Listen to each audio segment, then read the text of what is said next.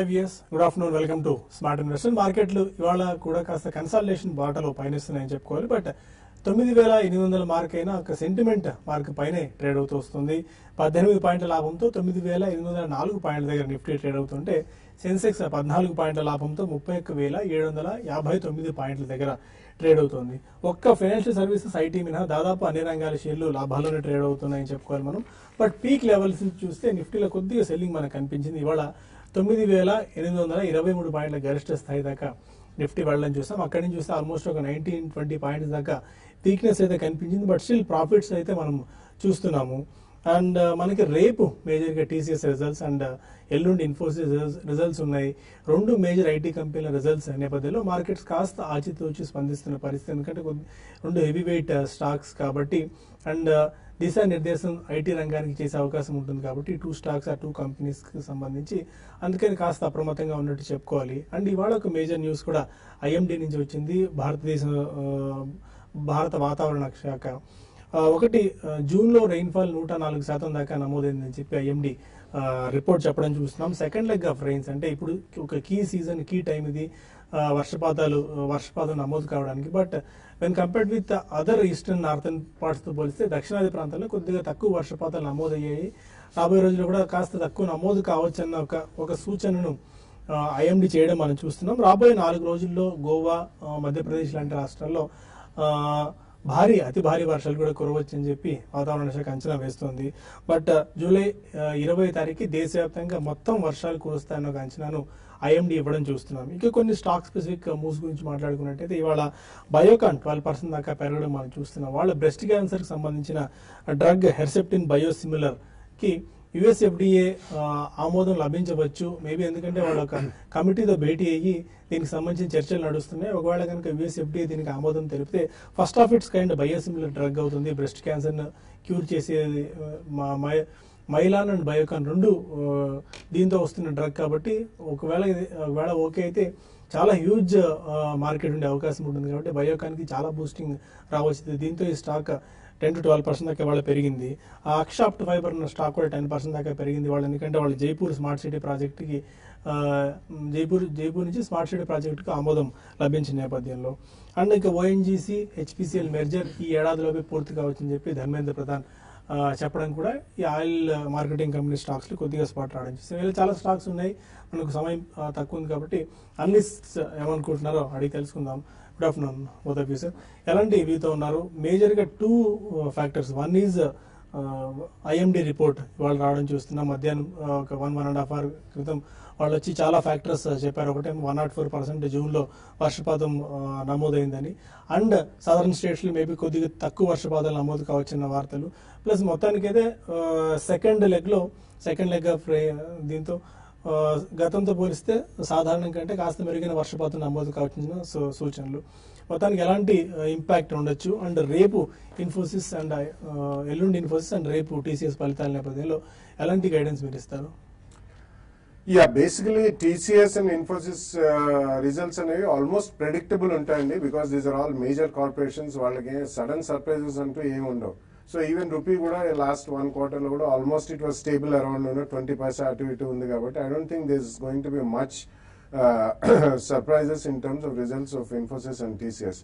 Yeah, IMD they said it's about around 98% ఉంది అని చెప్పారు. LPA లాంగ్ పీరియడ్ యావరేజ్ అంటారండి. సో బిలో 96% అయితేనే there is a reason for concern. But otherwise 98% is reasonably good. So next రాబోయే few days లో కొద్దిగా few states లో మీరు ఇందాక మెన్షన్ చేసినట్టు కొద్దిగా భారీగానే కురుస్తాయి వర్షాలు. అండ్ సెకండ్ లెగ్ లో even southern peninsular maybe covered అని చెప్పి ఒక వార్త ఉంది. కాబట్టి I think even agri side నుంచి కానీ మాన్సూన్ సైడ్ నుంచి కానీ it's not a big reason to be worried about or maybe a big surprise కూడా అంతగా ఏం లేదు. So all in all I think market will spend some time in this zone and so is it 10,200 first or 9,400 or 9,500 first? It's very difficult to predict. So it can go either way, within a day or two. ఎందుకంటే మనకి external reasons అంతగా ప్రభావితం ఏం చేయవు. So I think this will spend some time in the pause mode and plus or minus 200 points give or take. So one should wait. Fresh investors should definitely wait for a few more days to really commit their first leg of money. Okay. అందుకే technicals ఏం చూస్తున్నాయి 9830 ఆ 9840 levels అనేది ఒక చాలా strong resistance లా కనిపిస్తుంది. అక్కడికి వచ్చిన ప్రతిసారి మళ్ళీ కొద్దిగా సెల్ ఆఫ్ రావడం మనం చూస్తున్నాము. ఎలాంటి వ్యూతో ఉన్నారు? నెక్స్ట్ రెసిస్టెన్స్ ఎక్కడ ఎదురవుతుంది అండ్ ఏ లెవెల్ అధిగమిస్తే మళ్ళీ 10,000 మార్కు సునాయాసంగా వెళ్లేందుకు అవకాశాలు కనిపిస్తున్నాయి? ప్రాబ్లీ మనకి ఎప్పుడైతే 9727 క్రాస్ అయిందో ఐ థింక్ మనకి న్యూ హైస్ కి మార్కెట్ డెఫినెట్లీ అప్ సైడ్ వెళ్ళే ఛాన్స్ ఎక్కువ ఉంది.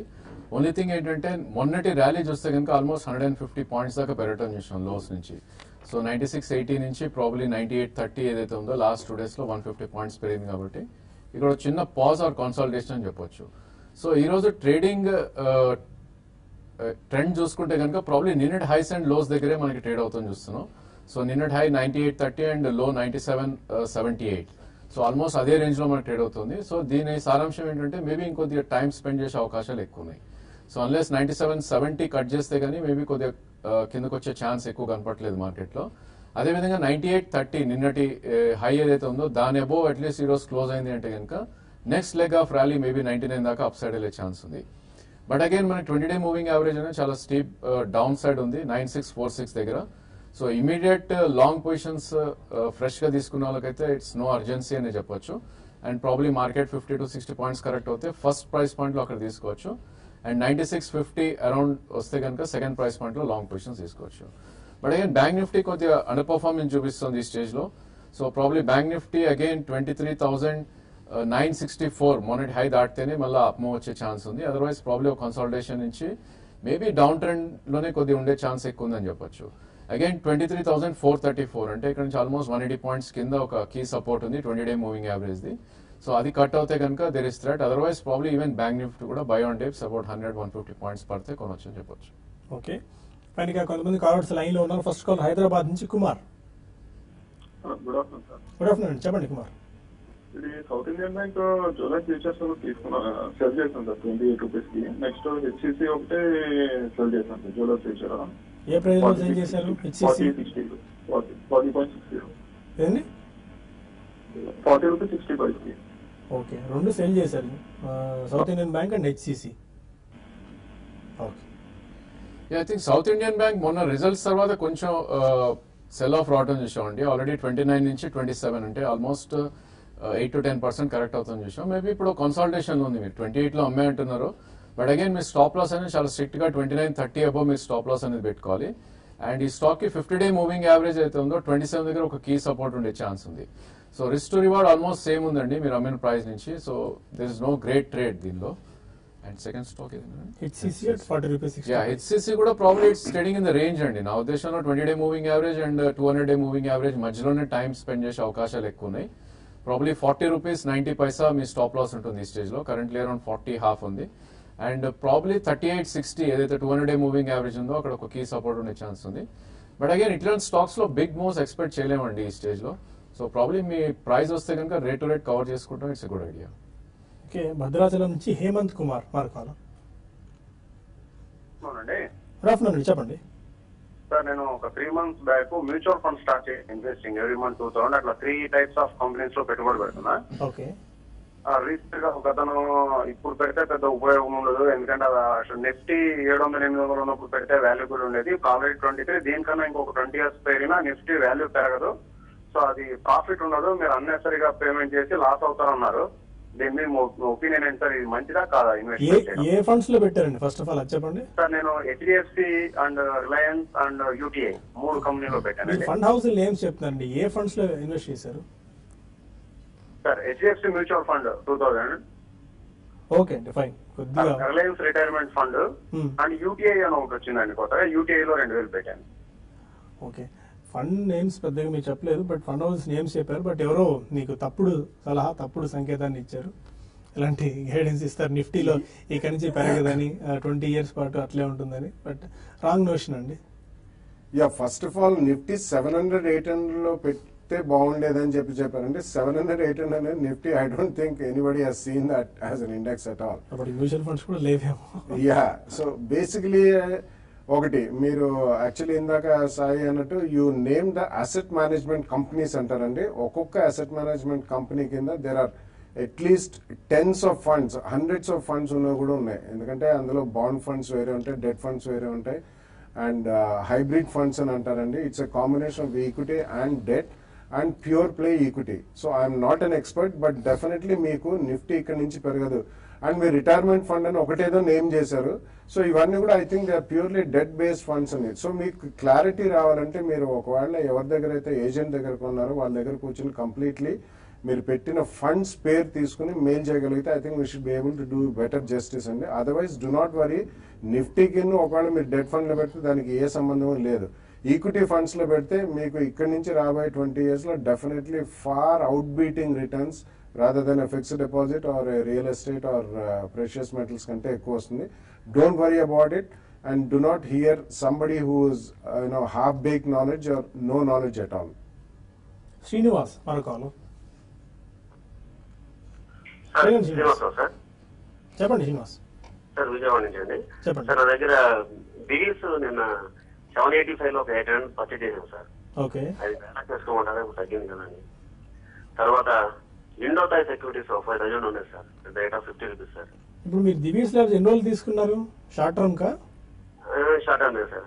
ఓకే, దివీస్ ల్యాబ్స్ అట్ 785 ఇప్పుడు ఇంకా యావరేజ్ చేసుకోవచ్చు అని అడుగుతున్నారు. నో, ఐ డోంట్ థింక్ అండి. Probably pharma as a space కొద్దిగా చాలా వీక్ గా ట్రేడ్ అవుతుంది. Except for Aurobindo and Natco లాంటి స్టాక్స్ తప్ప మిగతావన్నీ below 200-day moving average trade అవుతున్నాయి. సో నా ఉద్దేశంలో దివీస్ ఎప్పుడైతే 795 అబౌవ్ ట్రేడ్ అవుతుందో ప్రాబ్లీ దానిలో స్ట్రెంత్ వచ్చే ఛాన్స్ ఉంది. అదర్వైజ్ మీరు almost highest point of the resistance దగ్గర ఉన్నట్టు అనిపిస్తుంది. 785 ఏదైతే ఉందో నేను ఆల్మోస్ట్ అదే ప్రైస్ నిన్న రావటం చూసాం మనం. So probably I think average అనేది అయితే వద్దండి. ప్రాబ్లీ ఇది 669 అంటే ఇక్కడ నుంచి ఆల్మోస్ట్ 40-50 రూపీస్ పడితే then you can think of averaging. అది కూడా మీరు షార్ట్ టర్మ్ కోసం కదా, at least 6 months to 9 months view ఉంటేనే మీరు దివీస్ ని హోల్డ్ చేయాలి. లేదంటే కనుక ప్రాబ్లీ స్వల్ప పుల్ బ్యాక్ వచ్చి 780-790 మీ ప్రైస్ దగ్గరలోకి వస్తే కనుక ఒకసారి ఎగ్జిట్ అవడం it's a good idea. Hyderabad నుంచి ప్రభాకర్ మరొకలు. సార్ నమస్కారం, చెప్పండి సార్. ఇప్పుడు సింటెక్స్ ఒకటి, తర్వాత ఇది బోనస్ వల్ల ఏమన్నా స్ప్లిట్ అయింది సార్. తర్వాత శివ సిమెంట్స్ సార్, ఈ రెండు తీసుకోవచ్చా ఇప్పుడు ఈ రేట్ లో, రేట్ లో?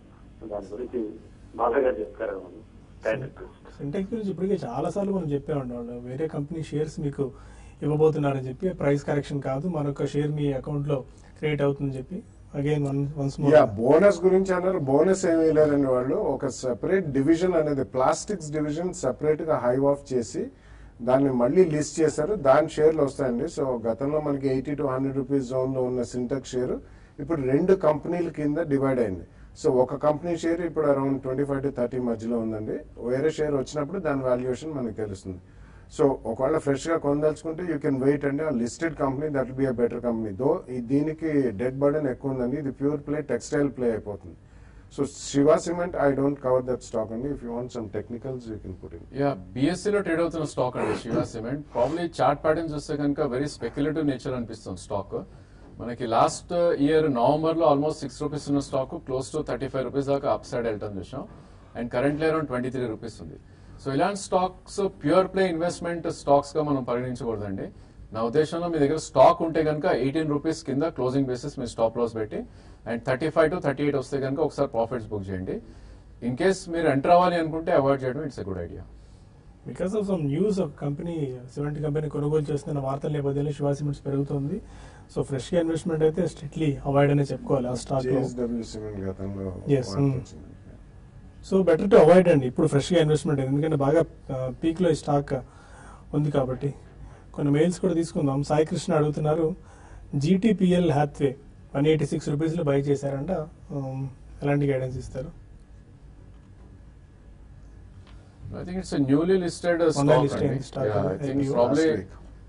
I think you should hold on ఈ స్టేజ్ లో, ఎందుకంటే ప్రైస్ డిస్కవరీ అనేది ఇంకా రాలేదు దీంట్లో. సో ఆల్మోస్ట్ 160-198 మధ్యలో ట్రేడ్ అవుతుంది చూస్తున్నాయి ఈ మంత్ అంతా. సో నా ఉద్దేశంలో probably you can hold on maybe 1-2 quarters చూస్తే కనుక దీనిలో ఎగ్జాక్ట్ ప్రైస్ డిస్కవరీ అనేది వచ్చే ఛాన్స్ ఉంటుంది. ఆల్రెడీ ఉన్నాయి కాబట్టి ఉన్న పొజిషన్ హోల్డ్ చేయండి. శ్రీనివాసరావు మెయిల్ చేశారు, REC లాంగ్ టర్మ్ గురించి ఇప్పుడు బై చేసుకోవచ్చా ఆర్ వెయిట్ చేయాలా? It's more of a tradable stock right now అండి. ఎందుకంటే లాస్ట్ ఇయర్ వాళ్ళు బోనస్ ఇష్యూ ఇచ్చారు. సో కొద్దిగా ట్రేడింగ్ వాల్యూమ్స్ అనేది కాస్త భయంకరంగా పెరిగాయి. And it's also there in F&O segment. కాబట్టి లాంగ్ టర్మ్ అయినా కానీ ఇప్పుడు REC లాంటి companies pure play finance companies అండి. Rural electrification corporation. So they finance projects for rural electrification. So ఇందులో మనకి ఒక మల్టీబాగర్ టైప్ ఆఫ్ రిటర్న్స్ వచ్చే అవకాశం ఇక్కడ నుంచి ఎక్కువ కనిపించలేదండి. సో ఒకవేళ మీరు కొన్నగానే మీరు 5-7%, 10-12% జంప్స్ వచ్చినప్పుడు మేబీ ఇన్ క్వార్టర్ 6 months తప్పకుండా ప్రాఫిట్ బుక్ చేయండి. Pure pay long term investment మాత్రం అంత ఇప్పుడు కొనడం ఉత్తమం కాదు. ఓకే, మనకు టీవీ5 న్యూస్ లో సమయం పెంచిపోతుంది. అండ్ మరొక information regarding this maritime gateway summit, first ever logistics conference Hyderabad లో జరగబోతోంది. భారతీయ సిమెంట్స్ అండ్ టీవీ5 సమర్పిస్తున్న ఈ కార్యక్రమం 14వ తారీఖున జరగబోతోంది ఇక్కడ. సో దీనికి సంబంధించిన రిజిస్ట్రేషన్స్ మీరు చేసుకోవచ్చు, కింద నెంబర్స్ స్క్రోల్ అవుతున్నాయి.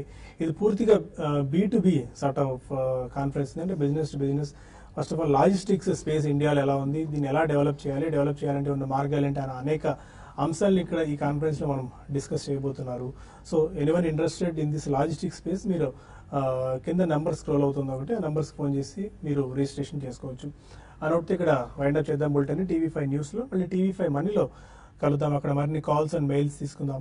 Stay with us.